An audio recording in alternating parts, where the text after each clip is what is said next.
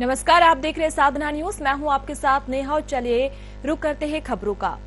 मध्य प्रदेश की बीना विधानसभा से कांग्रेस ने निर्मला सप्रे को मैदान में उतारा है। कांग्रेस प्रत्याशी निर्मला सप्रे दिन रात चुनाव प्रचार में जुटी हुई है और अपनी बड़ी जीत का दावा भी कर रही है।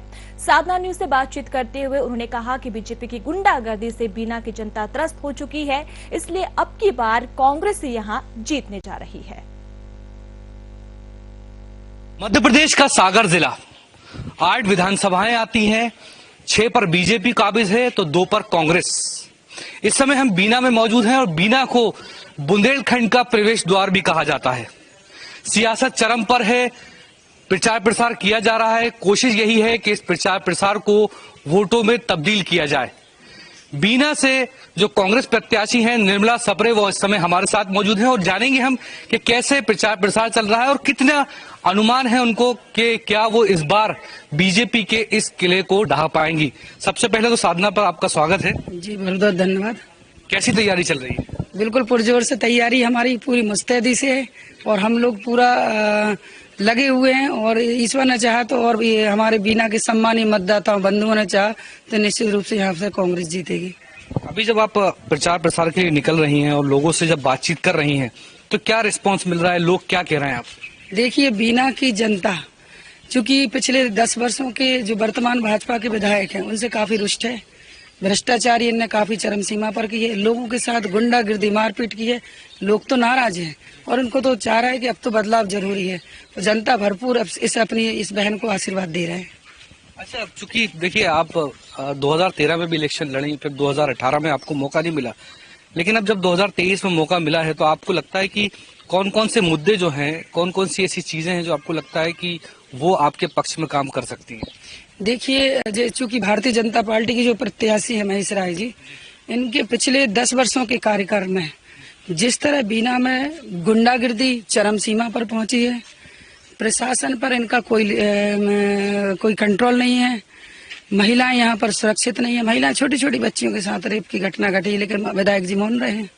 युवाओं की सबसे बड़ी समस्या है कि युवा जो शिक्षित युवा है वो बेरोजगार है और ऐसे बेरोजगार में उनको कोई रोजगार भी नहीं मिला है। तो युवाओं के लिए बेरोजगारी है। व्यापारी बंधु भी बहुत नाराज हैं क्योंकि व्यवस्थाएं, आज मंडी की व्यवस्थाएं आप देख लीजिए, पार्किंग की सुविधा नहीं है वहां पर। तुलावटी संघ है, उसमें भी उनकी जो मंडी बड़ी होना चाहिए विस्तार उन्होंने किया नहीं है, तो किसान भाई भी बहुत परेशान है। तो ये बहुत सारी इन्होंने कुछ किया नहीं है, सिर्फ भ्रष्टाचारी गुंडागिर्दी के अलावा कुछ है नहीं, तो जनता इनसे त्रस्त है। अच्छा, ये बताइए कि जो एक बड़ा इशू हमेशा रहा है जिला बनाने को लेकर, शिवराज सिंह चौहान भी कई बार घोषणा कर चुके हैं और कमलनाथ भी आए थे, उन्होंने कहा था कि सरकार बनेगी तो मैं यहाँ के लोगों को निराश नहीं करूंगा। आपको क्या लगता है कि जिला में इतनी देरी हो रही है और कितना जरूरी है इसको बनना?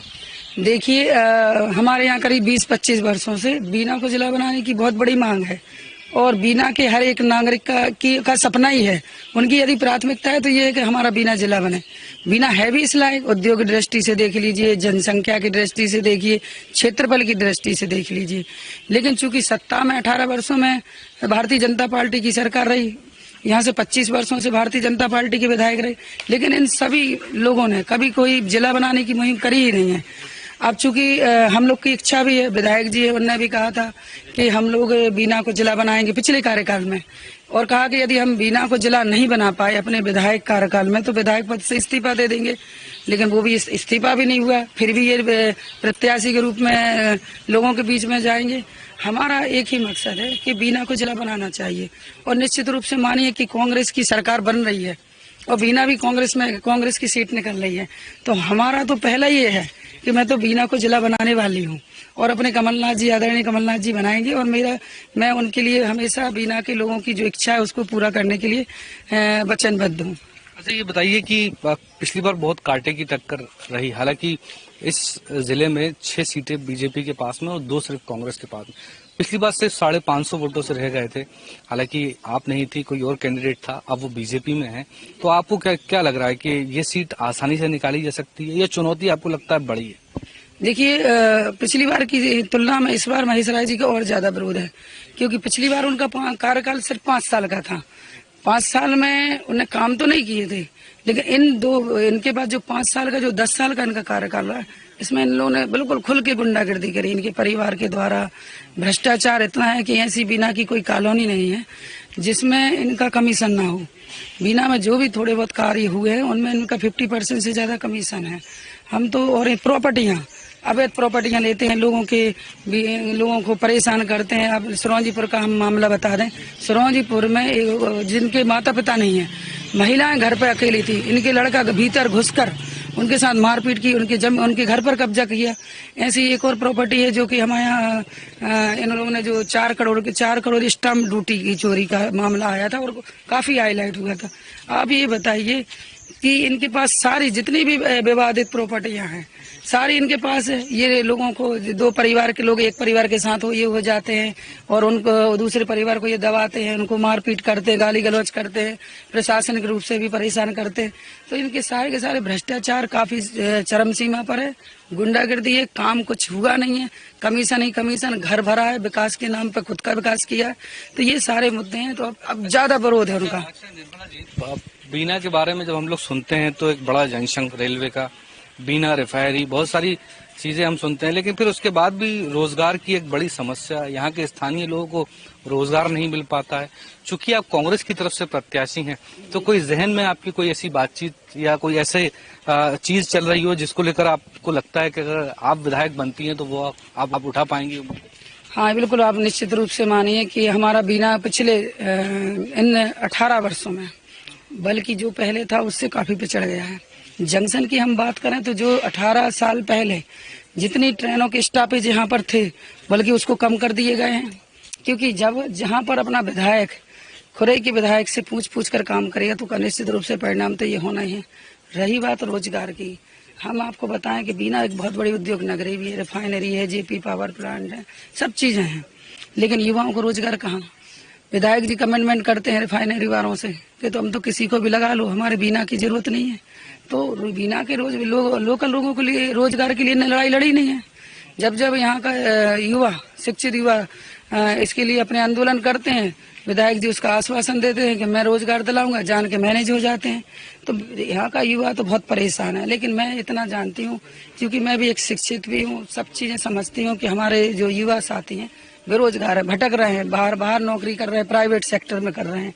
लेकिन मेरी प्राथमिकता यही रहेगी कि जंक्शन में काफी ट्रेनों का स्टॉपेज भी हो और यहाँ पर जो शिक्षित युवा है जो बेरोजगार घूम रहा है उसको रिफाइनरी और जेपी पावर प्लांट में रोजगार मिले। ये मेरी पहली प्राथमिकता रहेगी। पहले जब इलेक्शन हुआ करते थे तो इलेक्शन में रोटी कपड़ा और मकान की बात होती थी, फिर सड़क बिजली पानी की बात होने लगी। खासतौर पर सड़क बिजली और पानी की बात कर ली जाए बीना के इस जगह पर, तो क्या स्थिति है? देखिए, जैसे रोटी कपड़ा और मकान, ये तीनों ही चीजें विधायक जी दे ही नहीं पाए। अभी ग्रामीण क्षेत्रों में कई अभी जैसे कि हमारे यहाँ पर पुरैना में और 2-3 जगह और भी हैं जहाँ पर पूरे के पूरे लोगों ने मतदान करने का बहिष्कार ही कर दिया है। तो इतनी बहिष्कार की आवश्यकता क्यों पड़ी? सड़क की मांग करी। अभी हम लोग वहाँ पर गए गोदना पड़रिया में, एक पुल की मांग थी, आप उनको पुल ही नहीं करा पाए तो कैसे करेंगे? रही एक रोटी की, तो जब आप व्यवस्था ही नहीं करोगे, रोजगार दोगे ही नहीं, तो बेरोजगार रहेंगे तो उनको तो रोटी की तो लाले पड़ नहीं है, तो बेचारे अपना घर कैसे चला रहे? यहाँ पर हर व्यक्ति की खस्ता हालत है और निश्चित रूप से मानिए कि विधायक जी इन सारे 10 सालों में टोटल फेल है। स्कूल अस्पताल ये है, यहाँ पर कोई दिक्कत तो नहीं है? देखिए, स्कूलों में आप देखिए जो स्कूल हैं वहाँ पर शिक्षकों की काफी कमी है, बच्चे बहुत परेशान हैं, उनको उत्तम शिक्षा मिल नहीं पा रही है। ऐसी कोई स्पेशल स्कूलें नहीं खुली हैं स्पेशल कोर्स के लिए, जैसे कि हमारे यहाँ पॉलिटेक्निक कॉलेज है ही नहीं है, जहाँ जंक्शन है यहाँ से हर एक व्यक्ति यहाँ से गुजर रहा है, लेकिन है ही नहीं है। लेकिन विधायक जी ने इन 10 साल के कार्यकाल में कुछ किया ही नहीं है। पॉलिटेक्निक कॉलेज खोलना चाहिए था, मेडिकल कॉलेज खोलना चाहिए था, हमारा जैसे महाविद्यालय है जो कि इतने सारे आरोप, उसके बाद भी सागर जिले की 6 सीटें बीजेपी के पास। आपकी बात लोग मान क्यों नहीं पा रहे हैं? नहीं, ये समझ क्यों नहीं पा रहे हैं? देखिए, बिल्कुल मान रहे हैं। क्या है कि जब मतदाता चुप है, चुप इसलिए भी है कि गुंडागर्दी चरम सीमा पर है। हर व्यक्ति ये चाह रहा है कि यार मैं अभी खुल के बोलूंगा तो अभी मेरे पर केस लड़ना है। बिल्कुल खुरई जैसी हालत मेरी बीना में भी है, जैसे खुरई में माहौल है गुंडागर्दी का, सेम वैसे के वैसे बीना में भी है। तो मतदाता बोल नहीं रहा है, वोट करेगा। ये निश्चित रूप से मानिए कि जैसे हमारे सागर जिला में 8 विधानसभा में हम 5 लेके आएंगे, बिल्कुल हमें अंदरूनी जानकारी है। और मतदाता जो चुप है, मौन है, कहीं ना कहीं इनसे भयभीत है। पूरा का पूरा जो सागर है, जैसे हमारी खुरई बिल्कुल संवेदनशील, उन्हीं के चेला ये है महेश राय जी। बिल्कुल खुरई स्टाइल पर इनका चुनाव का लड़ने का तरीका होता है। कार्यकर्ताओं को मारा पीटा जाता है, निर्दोष लोगों पर FIR की जाती है, बस अपना घर भरने में लगे हैं। मतदाता चुप है। निश्चित रूप से मानिए आप 8 में से 5 सीटें हम लोग जीत रहे हैं। अच्छा, एक आखिरी सवाल अब आपसे, कोई समीकरण जहन में चल रहा होगा? पिछली बार 550 से आप लोग रह गए, कोई समीकरण ऐसा चल रहा होगा कि आपको लगता है कि इस बार जो है इस सीट को क्रैक किया जा सकता है? क्योंकि इतिहास जब हम लोग पढ़ रहे थे तो देख रहे थे कि बहुत अच्छी स्थिति कांग्रेस की नहीं रही। क्योंकि अब आप तो प्रत्याशी हैं, वो 17 तारीख को मतदान होना है, तो ऐसी परिस्थिति में कोई कैलकुलेशन कैसे जीत रही हैं आप? देखिए, जो 2018 में थोड़ी सी हम लोग का जो मैनेजमेंट रहा या प्रत्याशी का डोर टू डोर कैंपेनिंग रही, वो कमी रही है। उसकी भरपाई मैं कर रही। मैं तो घर घर जा रही हूँ, घर के बाहर नहीं, घर के अंदर जा रही हूँ, क्योंकि मैं एक महिला भी हूँ। तो मेरा महिलाओं से मेरा मिलना जुलना ज्यादा रहता है। महिलाएं बिल्कुल गलत दलाव चाहती है। महंगाई है चरम सीमा पर, हर चीज, गैस के दाम देख लो, पेट्रोल डीजल के दाम दो, ये सारी महंगाई रही है। पिछले 2018 की तुलना में इस बार हम लोग बहुत अच्छी स्थिति में हैं। और निश्चित रूप से मानिए, जो 2018 में जो छोटी मोटी गलतियां रही थी, इस बार हमने उसको उन समीक्षा की और उन गलतियों को सुधार कर एक नई रणनीति के तहत हम लोग काम कर रहे हैं। और ये सीट निश्चित रूप से मानिए कि जीत रही है। बहुत शुक्रिया हमसे बात करने के लिए। तो ये थी निर्मला सप्रे, जिनका ये कहना है कि हम नई रणनीति के साथ काम कर रहे हैं और इस सीट पर उन्होंने अपनी जीत का दावा किया है।